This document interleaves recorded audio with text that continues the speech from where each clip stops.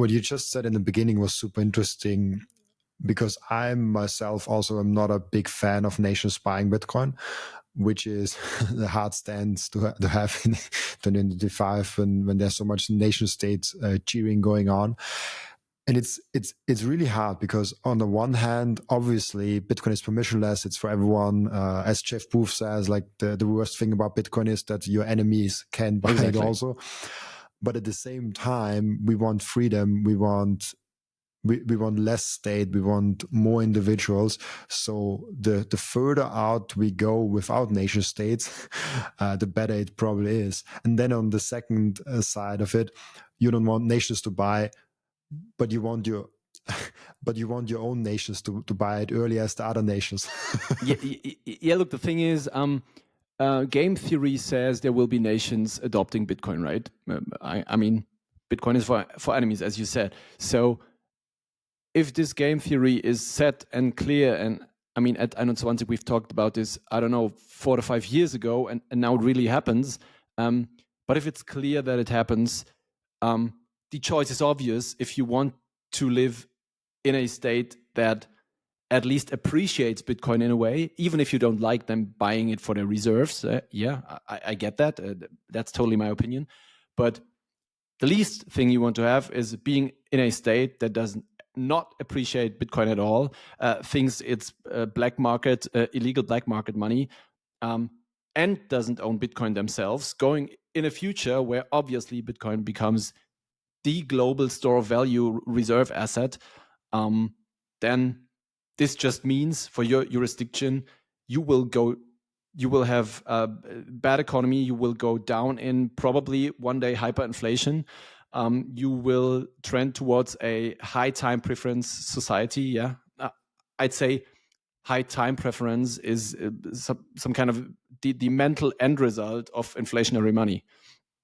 And you can be in a society trending towards that, or you can be in a society trending towards maybe a little more individual freedom, a little more economic freedom, and therefore more prosperity in general. That's, I mean, game theory is a bitch regarding that, right? I think you can hate nation states adopting Bitcoin, and at the same time just logically say, and I have the point that if you have the choice, you'd rather be in a state being pro Bitcoin than in a state being pro Fiat and trying to prohibit Bitcoin or I don't know, put Bitcoiners in jail. And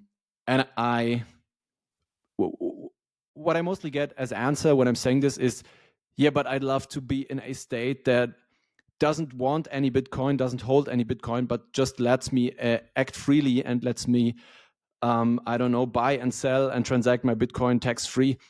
And I say, like, that's not going to happen. Why should anyone do this? Maybe if the Argentinians are lucky, maybe Milei is bringing up such a legislation. That's possible, but I really don't see that in the EU or in Germany. We've come too far in centralization and in bureaucratic overhead that I see any possibility for them to make the U-turn and say, okay, let's go towards free markets and prosperity now. I just don't see that, to be honest. Do you? Absolutely not. And it's a really good point. I've never heard someone say that, because you either have a nation state, a government that says, oh, we love Bitcoin. We like Bitcoin to prosper in our country, then they will obviously buy it. Like if you understand Bitcoin and you want Bitcoin to prosper in your country, it would be almost foolish not to buy it. And the other side is, we don't want Bitcoin and we don't care for it. And at the same time, you see how that crowd that embraces Bitcoin gets stronger and bigger. Exactly. You really have to work against that. Otherwise, you as a government, and those are individuals, will get pressed out of it. So you either fight against Bitcoin or you embrace Bitcoin. As it gets bigger, more and more people, more and more nation states will embrace it. So it's almost an impossible state where the state will leave you alone with your Bitcoin and you can do whatever you want with it. And they don't have Bitcoin. Like, that's an impossible state to be. Yeah, I mean, there's one state, and that's what I meant. if you really get an anarcho-capitalist government that says like, okay, let's see, we will shrink as much as possible. We don't want to hold anything as a state. No problem. We'll shrink. We just want, I don't know, 1% of your income as a tax or whatever, or a fixed fee. Then that might be possible. Like if the state then says, look, we are just having this and this and that task as a state and not more. We don't need to hold any reserve assets. I'd love that. Of course, maybe Milei is doing something like that in the future in Argentina. I don't know. Never trust a politician. But I just don't see it for where we live.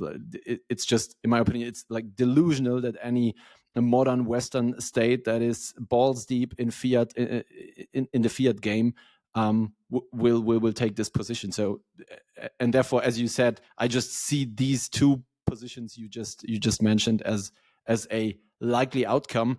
And then it doesn't matter what the position would be that I'd wish for if it's just absolutely unrealistic. Are you in the camp? Like there are two camps when it comes to fiat currencies and Bitcoin. Within Bitcoin, the one is like, yeah, we will probably always have some sort of government token, some sort of fiat currency, even like 100, 200 years in. And then the other camp that says, oh, Bitcoin will destroy fiat.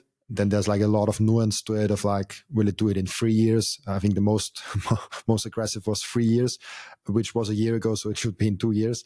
And then they're like, okay, maybe 10 years, maybe 50 years, maybe 100 years down the road, there's no fiat anymore.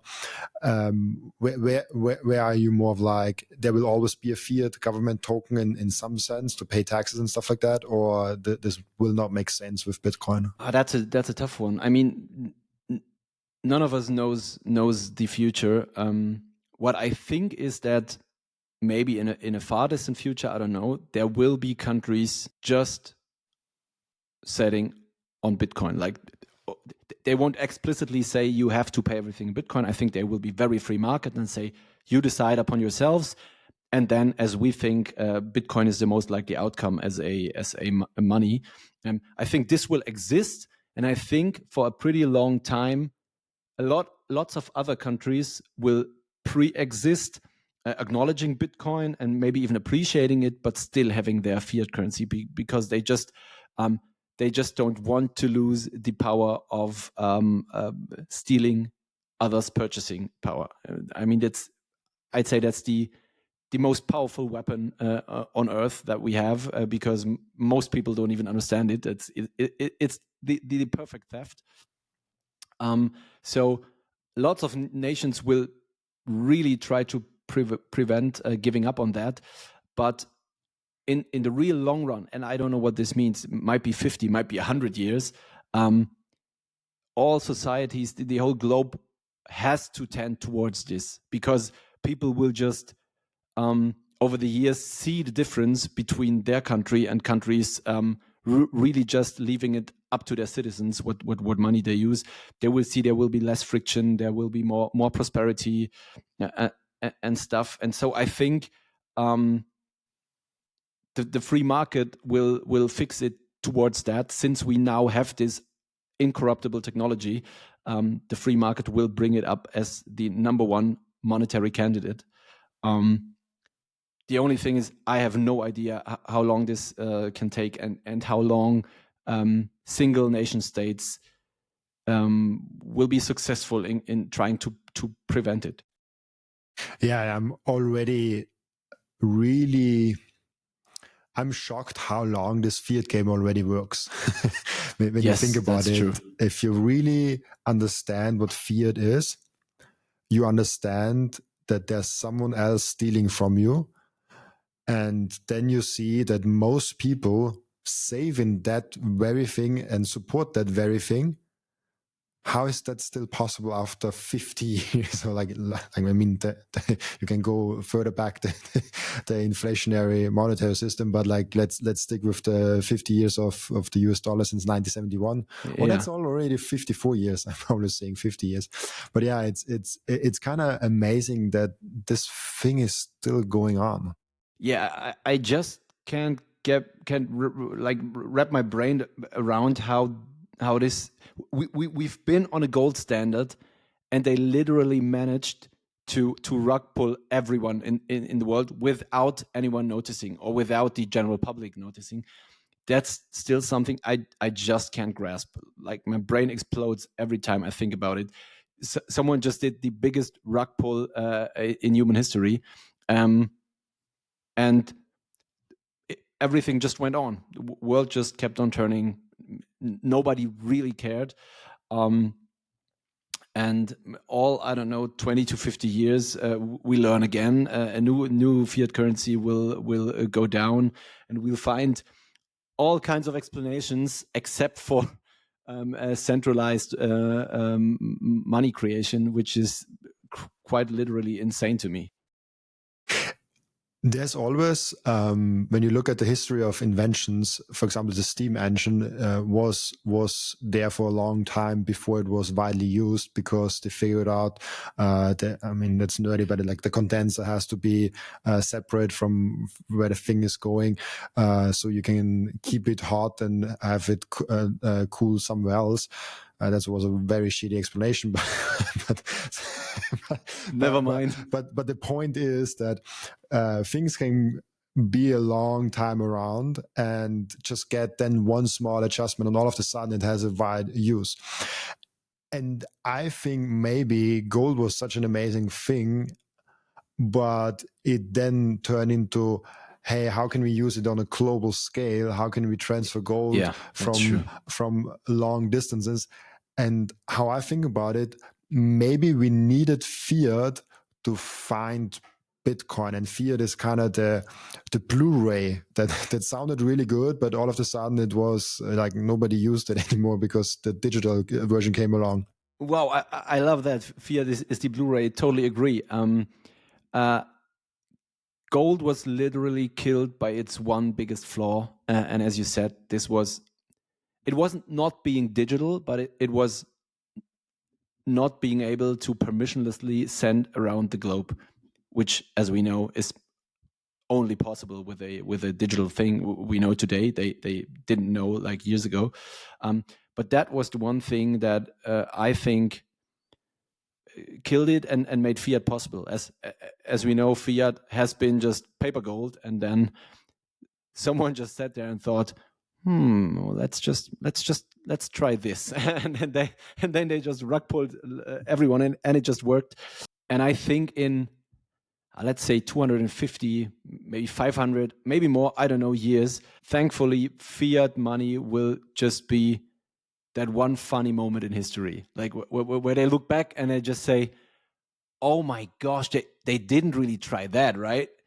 Where we had like those 50 to 100 years where we just completely derailed and didn't get that fiat money was not a good idea at all, where people will make fun of us, like, and then they gave the money printing license to nation states, like to politicians. How stupid is that? And I think all of us, you, me, and everyone who's calling themselves a Bitcoiner today, we're helping in making this as fast as possible. Like this, what we all try is making fiat the idiotic historic anomaly of monies, I'd say. If this is becoming true, I think we were quite successful.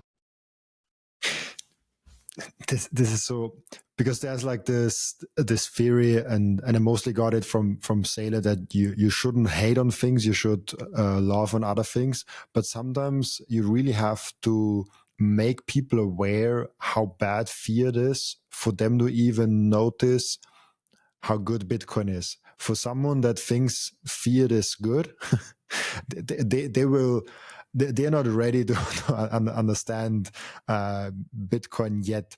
So I'm struggling with that, because I don't want to fall in the category of the gold bugs where they always doomed fiat, and you're like, the crash is coming right away, and like, no, like the crash probably doesn't come like next week.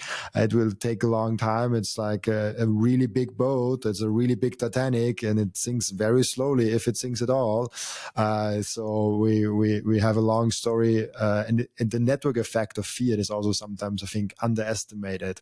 We talk about network effects in social medias, where Facebook is still the biggest social media. Now they bought other social medias to make it even bigger. But fiat also is basically a social currency that lives from how many people are in it. And the more people are in it, the value goes up from that.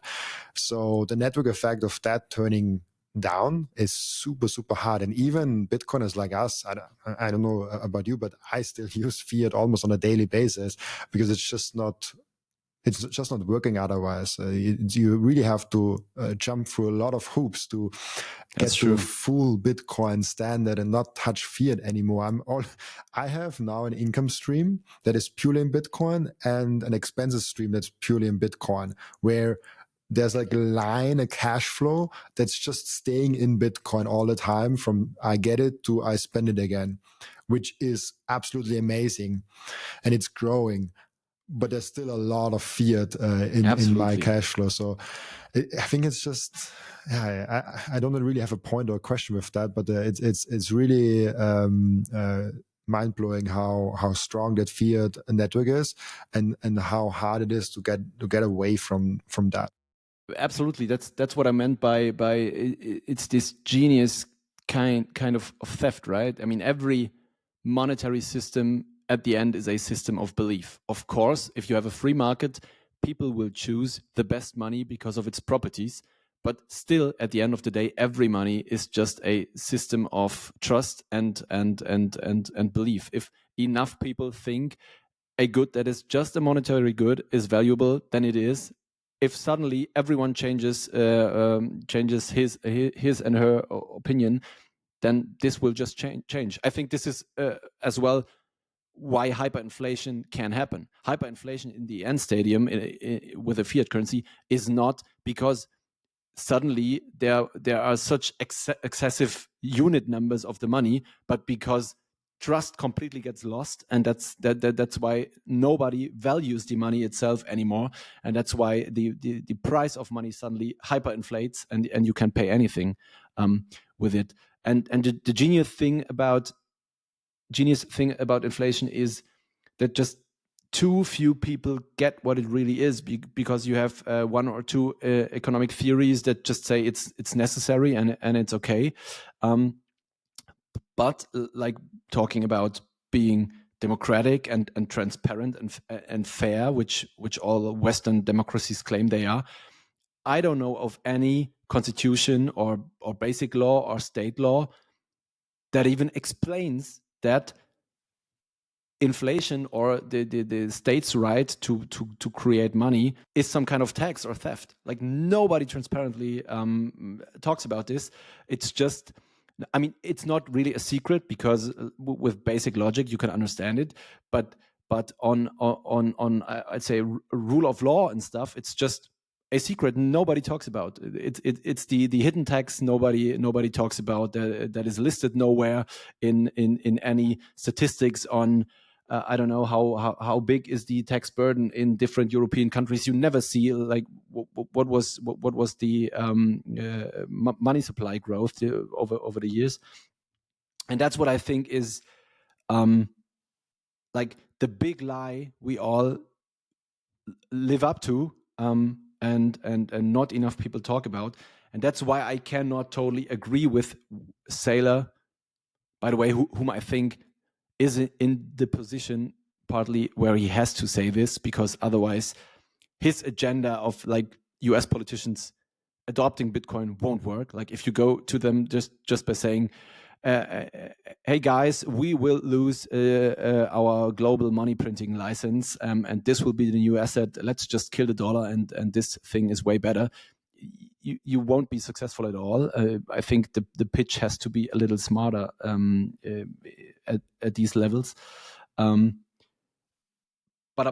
I can't agree with him here. Like, fiat really is an evil thing. Like, most people promoting fiat maybe don't understand it or don't know what they promote, but in its core, it's just evil and it's immoral because, as I said, no one clearly and transparently articulates that it just steals from you. That's just not fair. And the US is in such a unique position because if they really figure Bitcoin out and if they really start aggressively buying Bitcoin now, maybe even already started and not telling people because it would be a foolish thing to tell people before you buy it, the price shoots up. So I would buy without telling people. They can really prolong their fiat power as long as possible. And maybe the US dollar is then the longest standing fiat currencies where all other fiat currencies are dying because they also have a huge gold reserve. They also have a huge Bitcoin reserve. They also have other strategic reserves. With that, it's super interesting how this pitch could go to Trump because he like make America great again, like America should be the world power. This is the only way. If you really think about it, they have to aggressively and secretly buy Bitcoin right now. Thank you for watching this video. This was only a snippet of the podcast. And if you want to watch the full episode and get all of the context of this episode, you can click right here or here. Oh, maybe also here.